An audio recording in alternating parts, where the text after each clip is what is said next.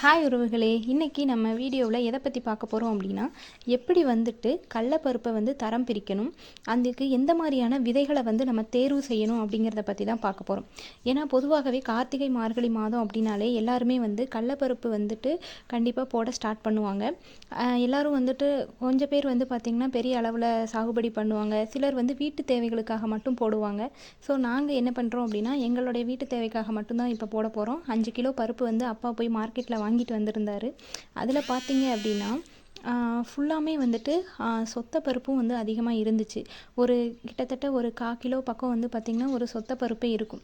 So இது ஏன் வந்து இந்த இடத்துல நான் சொல்கிறேன் அப்படின்னா, இதில் வந்து எல்லோரும் என்ன பண்ணுவாங்க அப்படின்னா, அப்படியே மார்க்கெட்டில் வாங்கிட்டு வந்த உடனேவே அதைவே அப்படியே போயிட்டு பயிரிட்டுருவாங்க.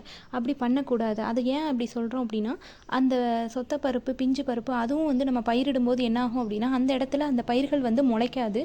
ஸோ அதனால் என்னாகும் அப்படின்னா, அந்த இடத்துல அந்த பயிர் முளைக்காதனால அதோடைய ஈல்டு வந்து பார்த்திங்கன்னா, அதாவது மகசூல் வந்து பார்த்திங்கன்னா குறைய வாய்ப்பு இருக்குது. அதனால தான் என்ன சொல்லுவாங்க அப்படின்னா, அதை பயிரிடுறதுக்கு முன்னாடி அதை வந்து நல்ல பருப்பு தனியாகவும், பிஞ்சு பருப்பு, சொத்த பருப்பு அந்த மாதிரி இருந்துச்சு அப்படின்னா அதை தரம் பிரித்து நம்ம போட்டோம் அப்படின்னா அது வந்து மகசூலை வந்து பாதிக்காது.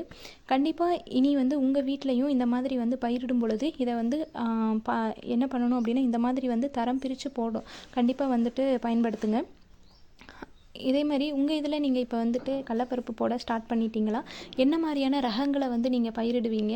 எந்த மாதம் பயிரிடுவீங்க அப்படிங்கிறதையும் மறக்காமல் கமெண்ட்டில் ஷேர் பண்ணுங்கள். இந்த வீடியோ உங்களுக்கு பிடிச்சிருந்தால் லைக் பண்ணுங்கள், ஷேர் பண்ணுங்கள், மறக்காமல் சப்ஸ்கிரைப் பண்ணுங்கள் உறவுகளே. பாய்.